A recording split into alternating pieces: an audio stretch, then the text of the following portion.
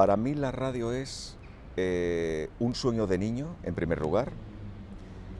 Mi padre tenía un taller de relojes, era uno de sus hobbies, relojes de bronce, una cosa muy sencillita.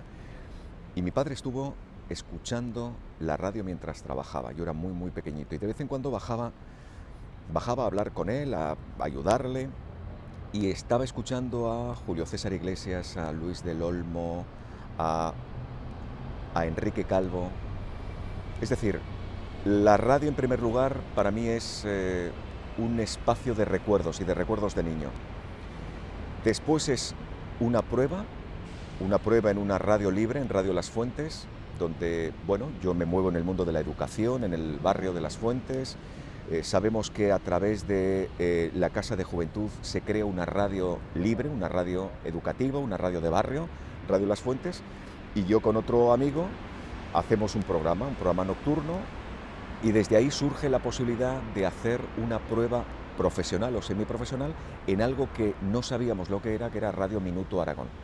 Y a partir de ese momento la radio se convierte de un recuerdo de niño a una profesión, casi de manera ininterrumpida hasta el día de hoy con mis 48 años. Para mí la radio ha sido algo absolutamente normal, absolutamente normal.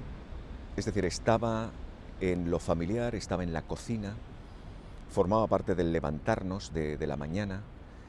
Y desde luego para mí la radio familiar, esa radio doméstica, esa radio de la cocina, era escuchar Radio Zaragoza. Es decir, en mi casa siempre se escuchaba, pues, a aquellos programas de la mañana, aquellos programas del mediodía, que desaparecieron muy pronto. Es decir, yo luego el recuerdo profesional que tengo es que yo no llegué a trabajar con esa radio ni en esa radio, ¿no? Pero sí, para mí la infancia y el recuerdo de casa es un recuerdo donde la radio está, ¿no? Y luego esa referencia de la radio con mi padre, la radio en el taller, la radio que acompaña, la radio que funciona, la radio que se mete en el día a día con absoluta normalidad, ¿no? Ese es el primer recuerdo.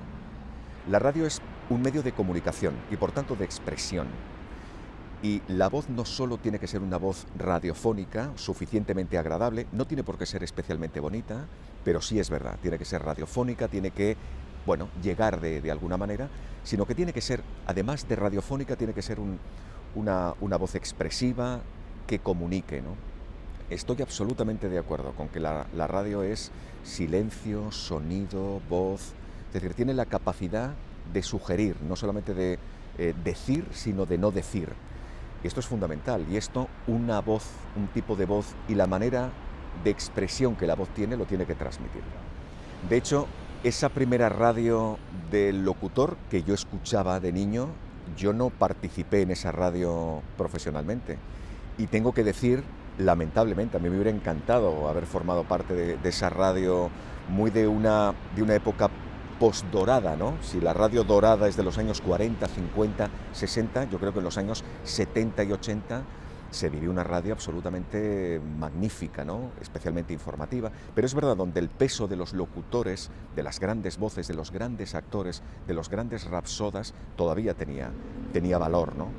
Es cierto que en los años 90, donde yo ya me incorporo, esa calidad se pierde en detrimento o en favor de una radio más informativa.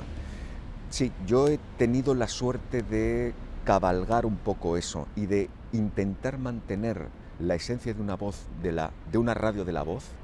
Fíjate, ahora la cadena SER tiene como lema la voz, ¿no? Bueno, pues mantener esa radio de la expresividad, de la emotividad, de la sugerencia, con la voz, con la radio puramente informativa, ¿no? La radio de la última hora, la radio de la mañana, la radio también de la noche, la radio del informativo absolutamente flash, inmediato, etcétera, ¿no? Me gusta mucho esa pregunta, porque me parece que tiene un punto novedoso, Paco. Yo creo que los profesionales de la radio somos los que mejor preparados estamos para entablar una comunicación profesional con gente de la calle, es decir, sacar lo popular y llevarlo al medio, llevarlo a lo mediático, es decir, hacer de lo interesante algo importante y al revés, hacer de algo importante algo interesante. Yo creo que eso lo produce la cercanía del medio y el hecho de que nos hagamos con la gente de la calle, con los micrófonos inalámbricos, con las unidades móviles, que tú sabes que no es fácil, yo creo que eso también nos puede llegar a capacitar para tener una presencia en el escenario cercana, amable, y hacer que las grandes actividades, los grandes fastos, las solemnidades se conviertan en elementos de comunicación muy interesantes, ¿no? Yo eso también lo intento, a veces lo consigo, otras veces no, porque realmente es un mundo muy difícil. Pero si de algo tengo que decir gracias es porque de nuevo la radio me ha permitido acercarme bien, saber aprender del acercamiento a las personas, a la gente común en el mejor sentido de la palabra, e intentar hacer la mejor presentación posible encima de un escenario. Yo tengo la enorme suerte de formar parte de una familia, como es la familia de Radio Zaragoza, donde hemos bebido de una tradición de grandes voces y de personas que eso que acabas de decir lo dominaban. De personas que perfectamente eran capaces de leer un parte, de leer un boletín informativo y después dar un comercial, ¿no? Yo me acuerdo perfectamente, déjame que lo traiga a colación ahora, de Teresa Germán. Yo creo que es una mujer que para mí fue una extraordinaria locutora, que era capaz de poner firmeza, credibilidad a los informativos, a los boletines en los que participaba, y también inmediatamente poder grabar cuñas de radio, ¿no? La traigo a colación quizá por ser poco reconocida, poco conocida, pero que los que hemos trabajado con ella nos acordamos de ese aspecto que tú estás marcando. Como la radio también es una técnica distinta, pero también es una técnica. Digo esto porque en el momento que hacemos del día a día un hábito profesional, yo creo que desde ahí sí que somos capaces de hacer de ese hábito una profesión, es decir, con una técnica, con una manera de hacer, etc. En ese sentido el doblaje también.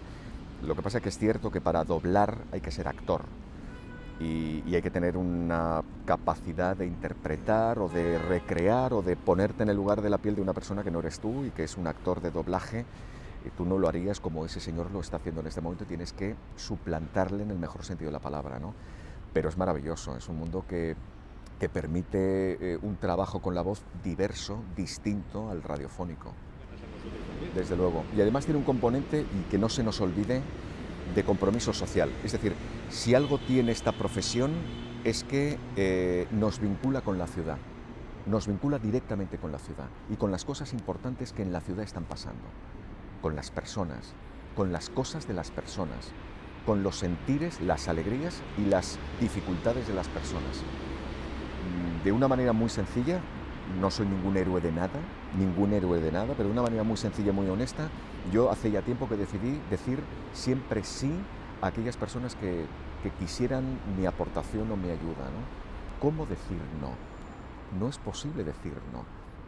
Cuando hay un vínculo directo con lo social, con lo callejero, con el, insisto, el sentir y el sufrir de la gente a la que te estás dirigiendo directa y diariamente, formar parte luego de su ayuda para que lo que están haciendo sea conocido, sea conocible, me parece imprescindible y también forma parte de nuestra profesión. La radio va primero hacia el mantenimiento de la existencia, en primer lugar. Es decir, yo creo que esto es muy importante. La radio va a sobrevivir, va a seguir subsistiendo. Yo creo que además con más calidad que el resto de sus hermanos y de sus hermanas.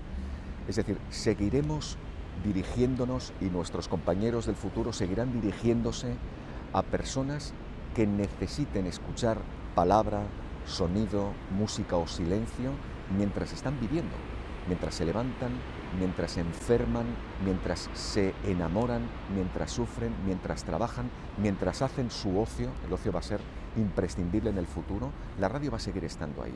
¿Cómo? Como el futuro venga. Es el medio de comunicación mejor preparado para aclimatarse a lo que venga y a lo que ni tú ni yo ni sabemos qué es lo que va a traer. Lo que sea será suficientemente importante como para que la radio se acople a eso. Yo con esto estoy absolutamente de acuerdo con el maestro Iñaki Gabilondo. Dígame usted cómo será la vida dentro de 10 años y le diré cómo es la radio dentro de 10 años. Absolutamente de acuerdo. A partir de ahí no tengo ni idea si va a triunfar el podcast o no, si va a haber una radio digital, si el locutor va a ser de una manera determinada, si el gusto se va a dirigir hacia una dirección u otra, ni idea. Pero ¿qué más da?